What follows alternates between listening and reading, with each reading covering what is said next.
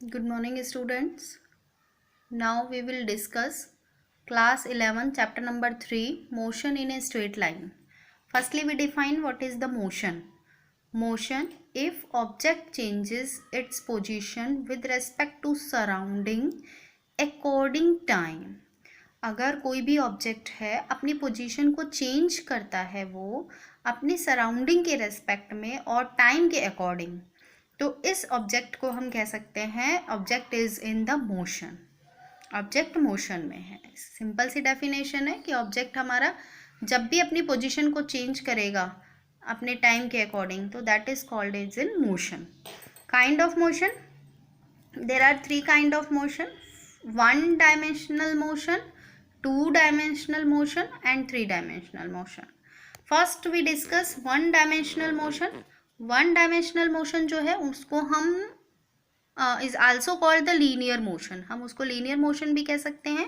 According to this motion, in this definition only 1 coordinate specify the position. केवल एक coordinate जो होता है उससे हम ऑब्जेक्ट की पोजीशन को स्पेसिफाई इसमें कर सकते हैं विद रिस्पेक्ट टू टाइम। जैसे कि हमने डायग्राम दिखा रखा है, ओ पर अगर हमारा ऑब्जेक्ट है किसी डिस्टेंस को कैरी करता हुआ पी पॉइंट P1 पॉइंट पर पहुंचता है, और उसके बाद अगर कोई दूसरी डिस्टेंस को कैरी करता हुआ x2 डिस्टेंस को कैरी करता हुआ P2 पर पहुंचता है, लेकिन केवल एक ही कोऑर्डिनेट्स या एक ही डायरेक्शन में वो ट्रैवल कर रहा है, यानी कि x डायरेक्शन में ट्रैवल कर रहा है, तो यहाँ पर केवल एक कोऑर्डिनेट चेंज होता है, केवल 1 कोऑर्डिनेट स्पेसिफाई द पोजीशन।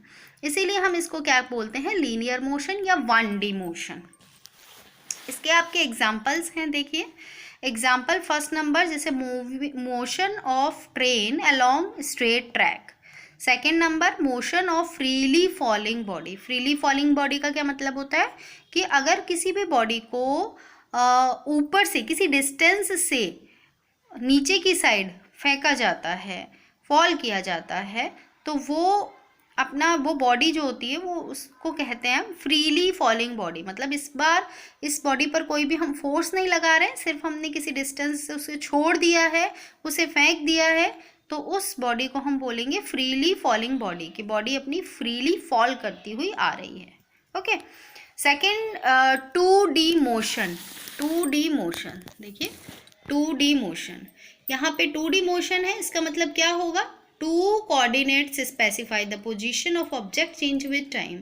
मतलब यहाँ पर 2 कोऑर्डिनेट्स जो है वो अपनी ऑब्जेक्ट की पोजीशन को स्पेसिफाई करते हैं। जैसे हमने यहाँ पर देखा है कि P1 पोजीशन है और P2 पोजीशन है। P1 पोजीशन स्पेसिफाई करने के लिए यहाँ पे 2 कोऑर्डिनेट्स यूज़ किए जा रहे हैं, x1 y1, और P2 के लिए फिर से यहाँ पर 2 कोऑर्डिनेट्स यूज़ किए जा रहे हैं, x2 और y2। तो यहाँ पे जहाँ पर भी 2 कोऑर्डिनेट्स का यूज़ होता है वो 2D मोशन होगा हमारा।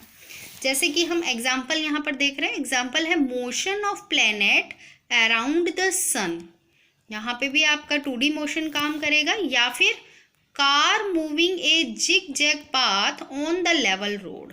किसी लेवल रोड पे कोई कार मूव कर रही है और जिग जैग पाथ से मूव कर रही है, तो इसका मतलब वो कौन सा मोशन है हमारा, 2D मोशन। नेक्स्ट हम यहाँ पे कर रहे हैं हमारा 3D मोशन।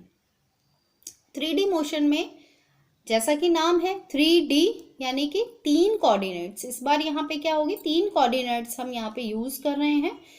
यहाँ पे भी हमने 2 पोजीशंस ली हैं, P1 पोजीशन, P2 पोजीशन, लेकिन यहाँ पर हमने तीनों ही डायरेक्शंस ली हैं, एक्स भी, वाई भी और जेड भी, तीनों डायरेक्शन है। तो P1 जो है उसके लिए हमने यहाँ पे x1 y1 z1 coordinate use किए हैं, P2 के लिए x2 y2 z2 कोऑर्डिनेट्स यहाँ पे यूज किए हैं हमने।